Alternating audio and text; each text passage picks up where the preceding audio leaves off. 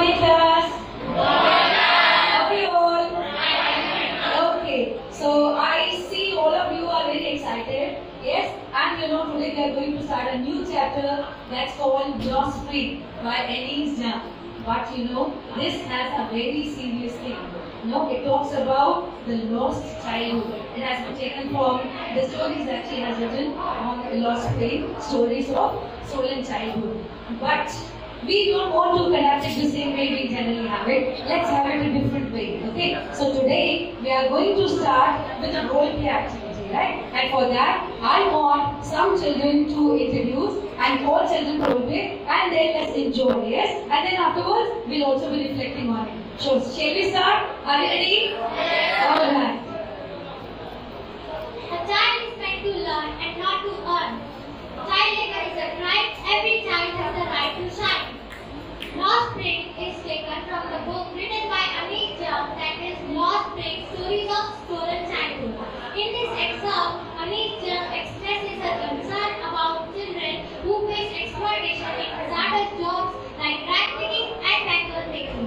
XII argues that abject poverty and thoughtless traditions lead to loss of innocence and much needed freedom and education required during childhood. The result is that backbreaking work, dismal living conditions, submission to exploitation, and acceptance of poverty as destiny. There is a dire need to provide these poverty-stricken people, especially children, a life of hope and dignity, and also opportunities to dare, dream, and act free. ना जाने क्यों लोग अंधे बन जाते हैं, आजकल पेट तो बेचारे बच्चे भी कमाते हैं. The first excerpt is sometimes a find a pea in the garbage. Here the author XII tells us about her experience when she meets the children of the poorest strata of the society. There she meets a boy named Saheb-E-Alam who is a rag picker, and he doesn't go to school because he doesn't have one in his neighborhood.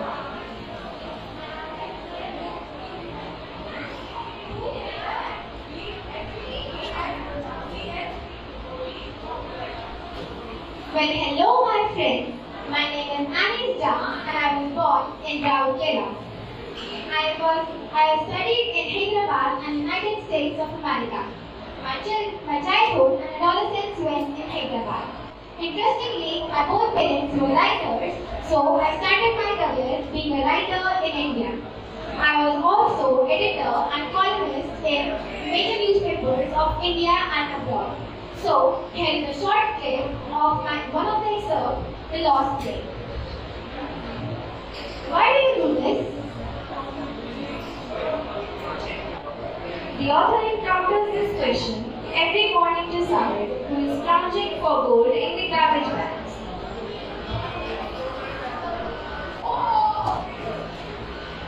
Saheb left his home long ago. He used to live and was all surrounded by green fields in Dhaka. But unfortunately, there was very storm that swept away their field and home. His mother tells him that that's why they left, looking for gold in the big city where he now lives. I have nothing else. So why don't you go to school? There is no school in my neighborhood. Once they get built, I will surely go.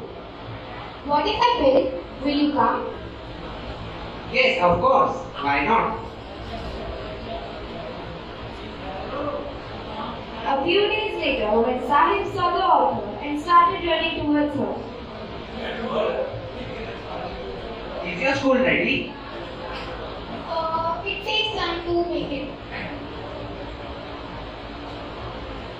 The author was embarrassed to make a promise that was not meant, but also she realized that promise like her could have been made in every corner of this bleak world.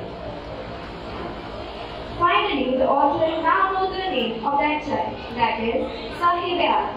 Interestingly, he does not know what it means. If he knew its meaning, the Lord of the universe, he would have a hard time believing it.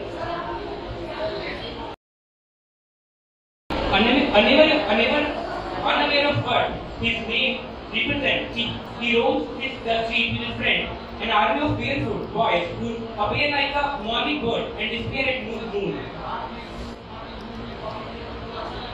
Why don't you wear your turbans? My mother did not bring them down from the shelf.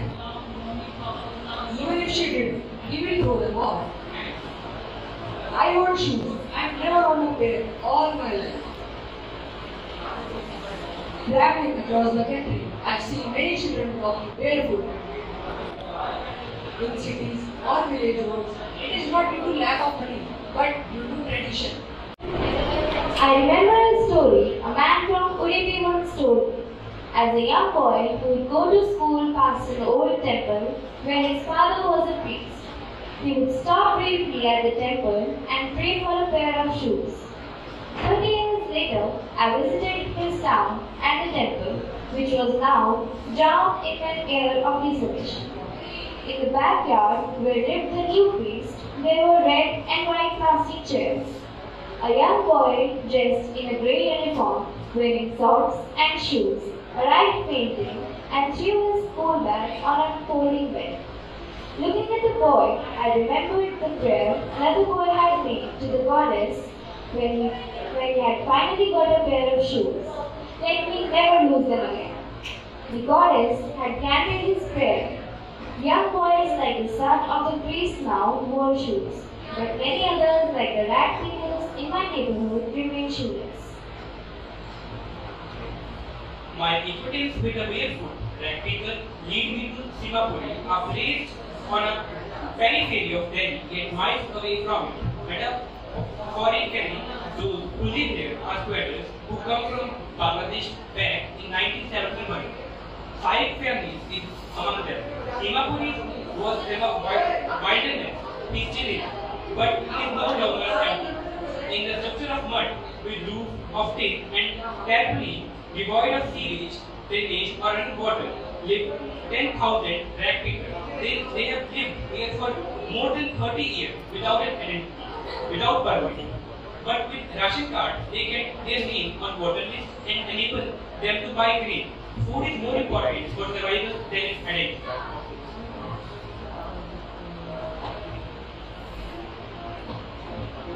I sometimes find a rupee or even a 10 rupee note in the garbage. Once I found a silver coin in the heap of garbage, but I did not stop searching as there is hope to find gold.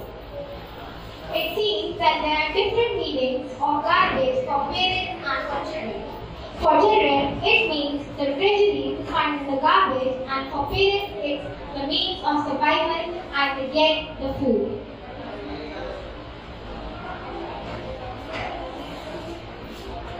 This morning, Saheb is on his way to the mill pool.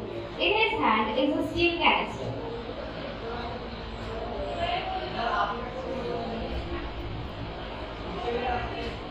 Now I work in a tea stall and paid 800 rupees having all my needs.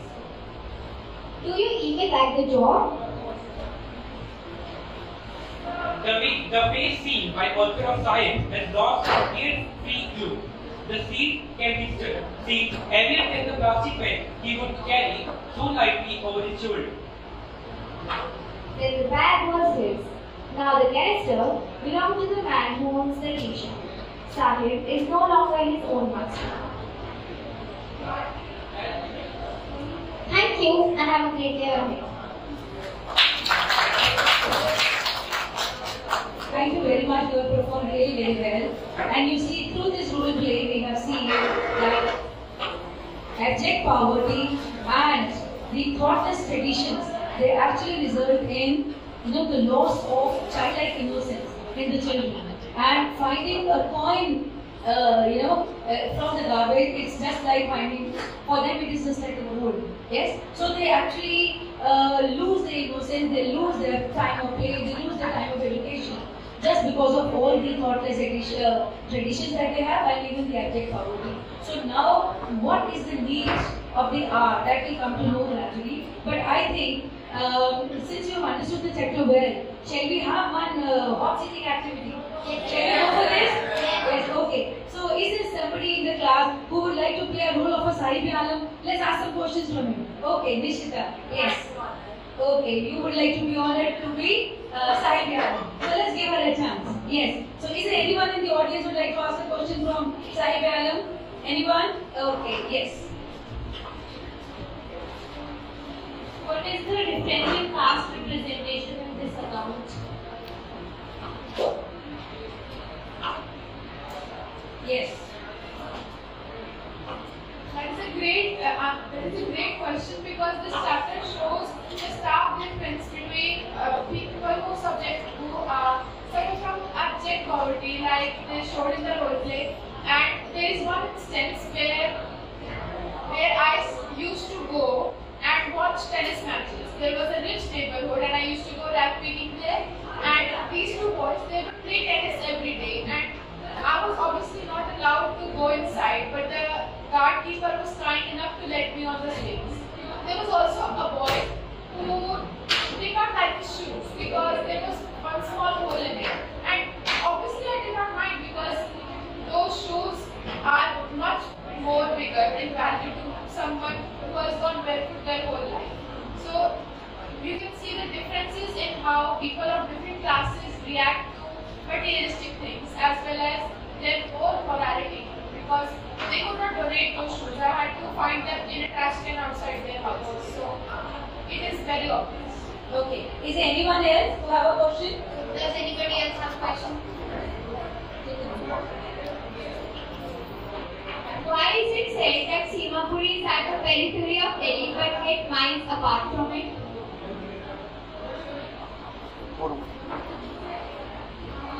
Anise was very articulate when she said that Simapuri is on the periphery of Delhi but miles apart from it metaphorically, because Delhi is a metropolitan city of identity, and in Simapuri there are 10,000 black pickers from Bangladesh, but they do not even have permits to live in this.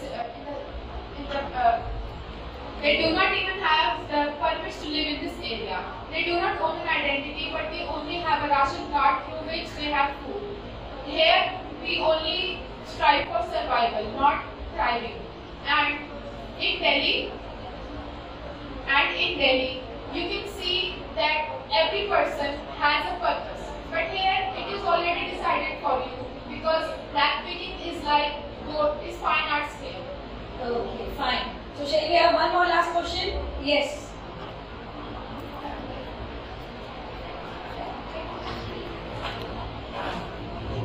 So my question from you is that which job do you like the most? Working at the tea stall or being an actor? If you can stand up and ask your question, please, once again. So my question from you is that which job do you like the most? Working at the tea stall or being an actor? It's a very, very relevant question. Yes, because we have seen that Saheb-E-Alam got the job later on as to work at tea stall and getting 800 rupees plus meals. So what do you prefer? Working at the tea stall has been amazing for me in the sense that it provides me a good, not a good wage, but something that my family can be provided for. It also gives me meals for the day, so that means that I do not go to bed hungry. But the steel canister is not mine. The shop at the end of the day belongs to my boss, and it is much heavier on my shoulders than the garbage bag I used to carry around all day in the city. I used to be so happy when I used to find a silver coin or a 10 rupee note, because it was like finding gold in a pile of trash, which was it literally. I do not think that this job provides me that element of surprise, and I am no longer a master of my own, so I have to work on others' orders. So can we have the last question? So my question is, what is the meaning of your name and why do you have a hard time proclaiming it? Very interesting question. My name is Saheb-E-Alam, and when Anise told me the meaning of her name, it means the Lord of the Universe.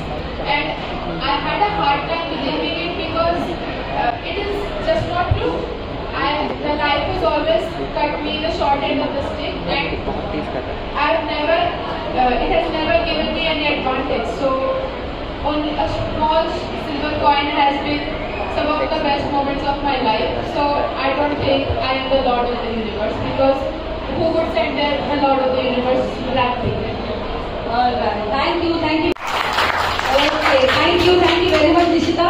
You actually made us see from Sahib's point of view how do children like him actually feel. Okay, thank you very much. Now I think next we can have some poem recitation on the theme, because the theme is child labor. Yes. So can we have somebody? Okay. We have started here. Have you created homework here? Yes. Okay. So let's give him a chance and let him decide a poem that he self-composed. Give him a big hand, please. After listening to everybody's poem, I came here with a poem on child labor. My poem goes like this. Mind full of innocence, basket full of toys, surrounded by friends, girls and boys. Thoughts full of happiness, free of any lies, no lows, no highs. जब कमाने की ना फिक्र हो, दिल उसे सुनहरा कहते हैं. उस नन्ही सी जिंदगी को बचपना कहते हैं. This is how we look at childhood, a time full of joy and livelihood. But this is not how every story starts. Some are just totally apart. कुछ बच्चे बेचारे ऐसे भी होते हैं, दिन भर मजदूरी कर रात को भूखा सोते हैं. दवाई केमिकल के कारखानों में काम करते नजर आते हैं, इसी गुमनामी में जीवन बिताते हैं. Yes, my friend, I talk about child labor, the evil spice of social flavor, bread picking, bargain making, an innocent child, out of which innocence is exiled. Now I would like to end up by saying a few lines. Let's gather friends and raise our voice. Return this child their innocence and toys. Let's kill this social trend. Let's bring child labor to end. Thank you very much, Sarkar, for pouring in your hardcore feelings about child labor. We really feel pity, and let's see if we can do something on that. We'll have a discussion on this. But before that, shall we have any more child who would like to? Okay, Kushi, what would you like to do with us? Ma'am, I have also written something regarding it. Oh, right. Please come and share this. Give her a big hand.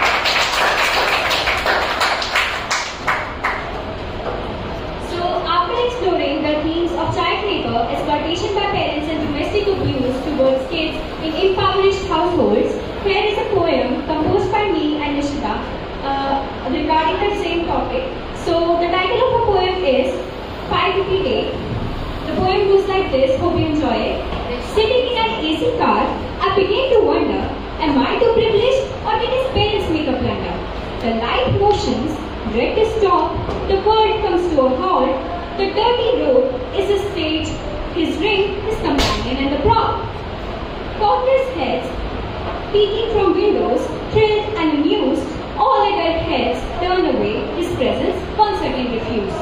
A generous old man tips for the show, no toy could ever replicate this warm 5 rupee glow. A hard palm meets his face if no penny comes his way. But this night will be peaceful, after all it was a 5 rupee day. The child who grew knowing nothing about his rights, let people treat him unfairly and exploit him for their own mind. Not him or his parents have any hope left. The elders have given up to fulfill what they lack. Acceptance has already made its way to them. They have learned to live their life as they always have been. This is how the kid's valuable childhood was filled with pain. There is still one rule they stick to till today. When one has nothing to lose, there is more to gain. I wanted to give it a thought. Is it really their fate or the negligence in which we partake? Thank you. Thank you, Kushi. You have very beautifully, put all your thoughts in a pearl-like garland, I should say. So thank you very much for that. All right. Now let's have some movement. So all my kinesthetic learners, just get up. We are going to play a game that's called snowball activity. So I want 5 or 6 volunteers from the class. Can I have 5 volunteers here, please? Yes. Come on. Please come. Alright. Now you need to bring one paper and pen in your hand. Okay, all of you. Just bring. So how many do we have? 4?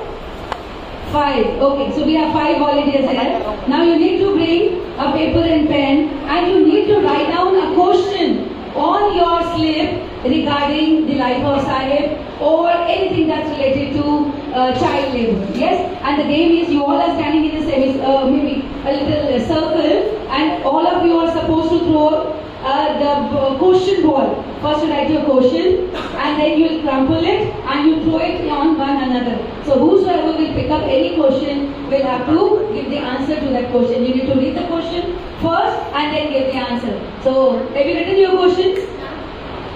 Have you written your questions, please?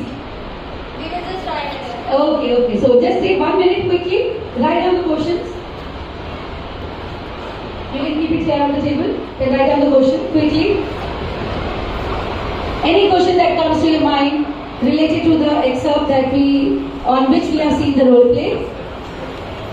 All right. Are you done? Yes. Okay. So please stand in a kind of a circle. Okay. Yes. You need to just tumble your ball and throw on one another. Yes. Anyone. You can throw any one of you. Your balls. Okay. You are keeping your ball in your hand? Yes, throw it. Okay, alright. So, you have got the first ball in your hand. Please read the question and see if you can answer it. So the question I have got is, what did Saheb find sometimes in the garbage?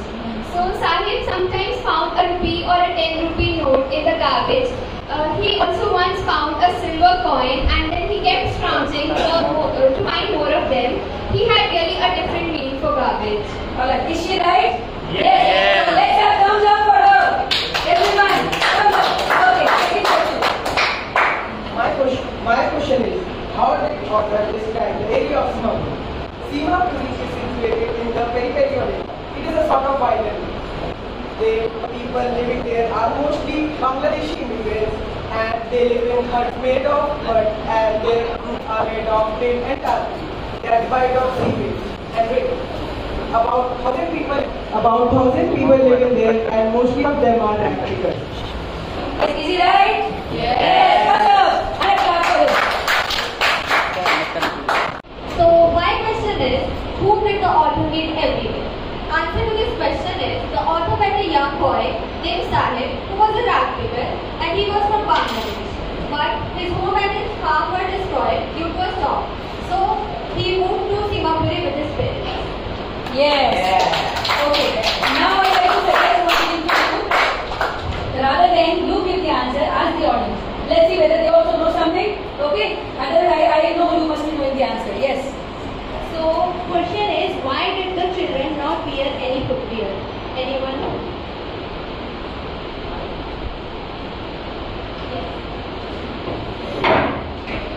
The children were in a lot of poverty. Their families were poverty-stricken, but their parents gave the excuse that it is tradition to not wear footwear. That is why they did not wear chappals. Yes. What do you say? Do you acknowledge the answer? Is the answer correct? Yes, she is absolutely right. Okay. Yes. The question I got was, who is Saheb? How can you say his name is ironic? Anyone? Anyone from the audience? Who was Saheb-E-Alam? He was a rag picker. Saheb-E-Alam was a rag picker, and his name was ironic because his name meant Lord of the Universe, but a person who is a rag picker cannot be a Lord of the Universe. Very good. Good. Thank you. So would you like to add something to this? Saheb-E-Alam used to live in Simapuri, near the periphery of Delhi. His full name was Saheb-E-Alam, and he was a rag picker, and his name was ironic because the meaning of his name was Lord of Universe, and rag picker wouldn't be a Lord of Universe. Alright. Thank you very much. Thank you. I'm very happy you all are understanding the excerpt very well. Thank you for taking part in the activity. You may take your seats. Alright. So, you see the questioning never ends until you get the appropriate answers, right? So, I think we should be having one more small activity wherein we'll have two students who will be conducting the quiz on asking many more questions and checking your knowledge, what have you understood. So, can I have both of you, yes, to have a quiz? Come on. Let's conduct a quiz now.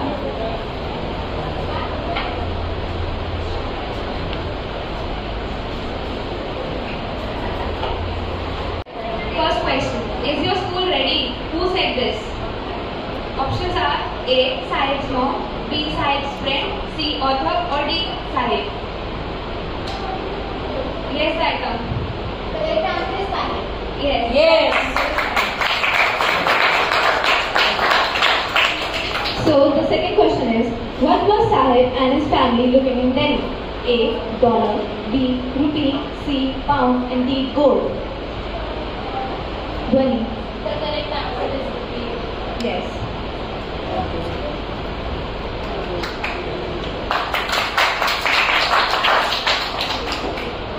Third question. Saheb's home before Delhi was in, options are A. Bengal, B. Odisha, C. Dhaka, and D. Bihar. Yes, Nishita. The answer is Dhaka. Yes, the correct answer is Dhaka.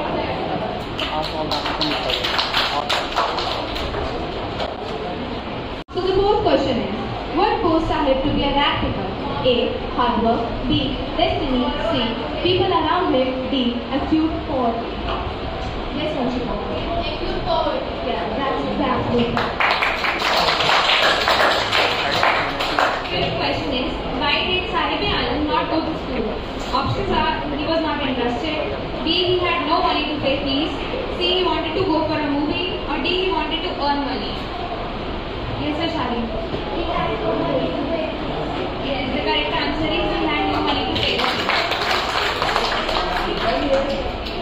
Sixth question, where was the author born? A. Rourkela, B. Colombia, C. Spain, D. Hyderabad. Yes, sir. Yes, that's correct.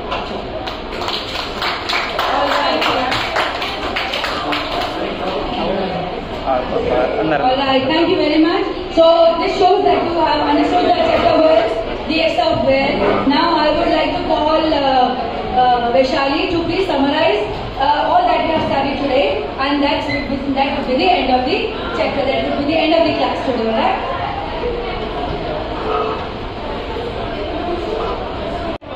So that's sometimes I find a rupee in the garbage starts with the author meeting a refugee boy, Saheb-E-Alam, who is a rag picker, but she promises him to build a school in his neighborhood.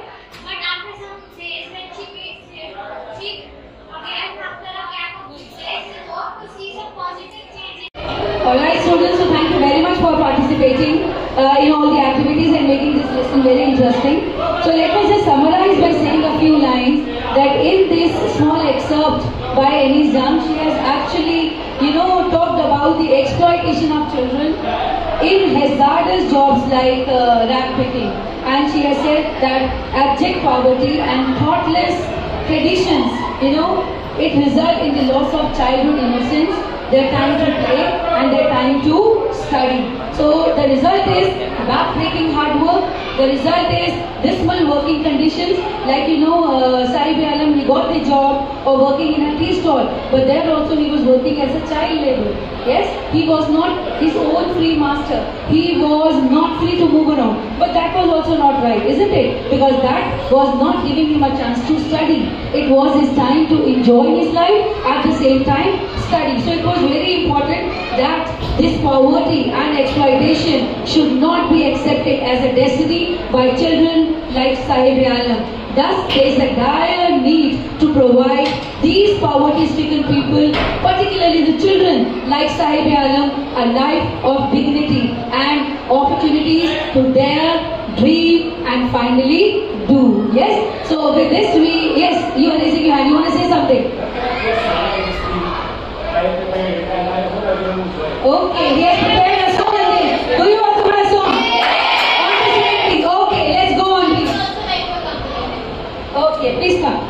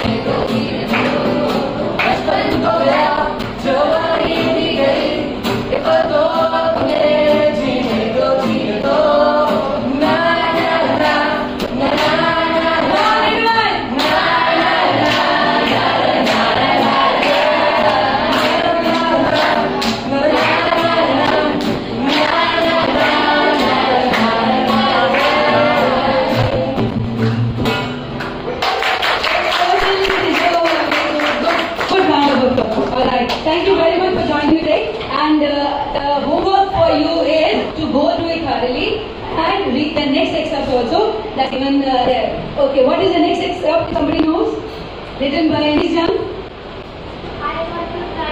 I want to drive a car. This is a story about another boy who is into the bangle making industry, whose name is Mukesh, and he also dares to dream different. So that will come to know in the next class. Till then, see you. Bye bye. Take care.